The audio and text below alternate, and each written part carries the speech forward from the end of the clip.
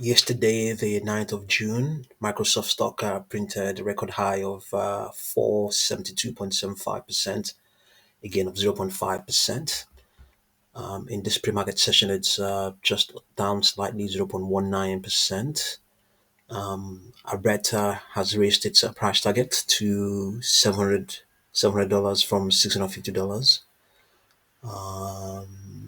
Microsoft has an average rating of buy and a mean price target of $512, according to analyst poll by FactSet. The stock has underperformed the broader market slightly, and all the other indexes that are surrounded that track it, and amongst other stocks as well. So it has underperformed them slightly. You can see that, as apart from the global S&P global BMI as of the last 6 months. But it's that the prospect is still there. It has that promise. It has that promise. So in record high of 472.75. According to the folks at Morningstar, amongst other things that they saw during its last quarterly report that came out early May. So in their view, near-term demand indicators are robust. Commercial bookings grew a solid 17% year over year in constant currency based on surging Azure commitments from OpenAI and other large deals. Remaining performance obligations increased 34% year over year to $315 billion. Demand for Azure AI services is surging, which is a long-term positive. While Azure remains capacity constrained, AI performed better than internal expectations, while traditional workloads rebounded. Azure growth was 35% in constant currency for the quarter and topped guidance. Okay, yeah. Let's see now. This is its weekly chart. The underlying trend is strongly bullish, even with some of the headwinds we faced of late. This year, on this weekly chart, it hasn't gone below its 200-week moving average, which is not the same on the other shorter interval charts. So here, the extrapolation is for higher prices going all the way towards the 15th of December, at the end of the year. We have prices going all the way towards $500 or thereabout. In terms of projections, do we have any? We have, okay, down projection of 4.26.65. It's okay.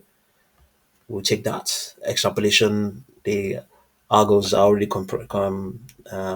extrapolating higher prices, maybe uh, to moderate that. It's also projecting lower prices as well in terms of its Fibonacci projections. So let's see what we have on the 4-hour chart, on the daily chart.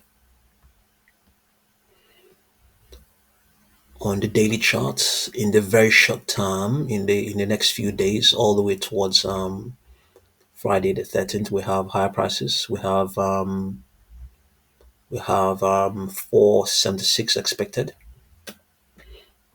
and then towards the end of July, we might see a contraction, a distributive contraction, but that may not be the case. That may not be the case. The stock has been showing strength since when? Since 21st of April, and these extrapolations may have been printing or rather they may be extrapolating some sort of correction, maybe a distributive correction that it hasn't really happened. Well, yes, we saw some here, a contraction, but it wasn't some contraction, yeah. Somewhat distributive, yes, but it will always continue to do so. um let's see now, in terms of projections, what do we have? 436.64. It's not an upper projection, it's a downward projection. Yeah, let's look at the 4-hour chart.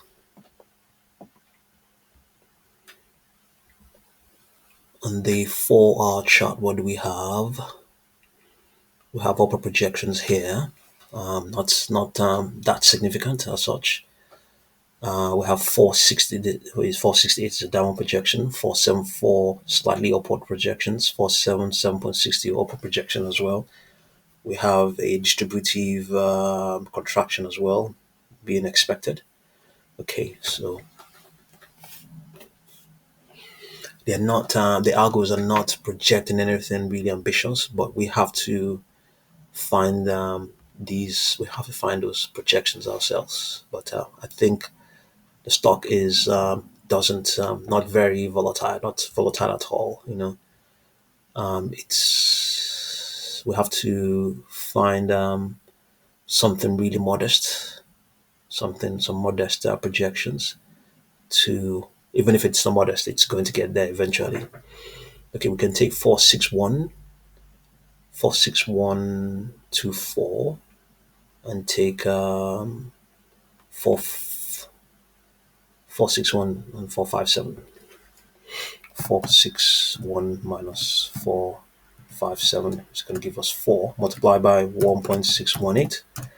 We'll have 6.42. Add that to the current price of 4.71.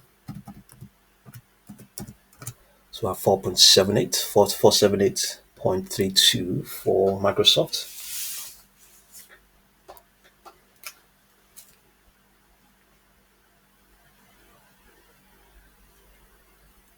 478.38.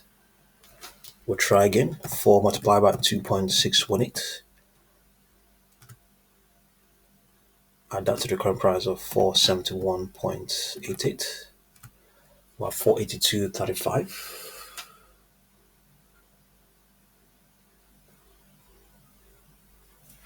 We try again. 4 multiplied by 1, 3.618. Add that to the current price of 471.88. We'll have 486. See, they're really just modest. 486.5. So we have 478.38. I think there's a projection of that sort, 477 or thereabout. 482.35, 486.35 as well. Yeah. So let's see now. There's something bubbling up here. Let's see whether we can find out what it is.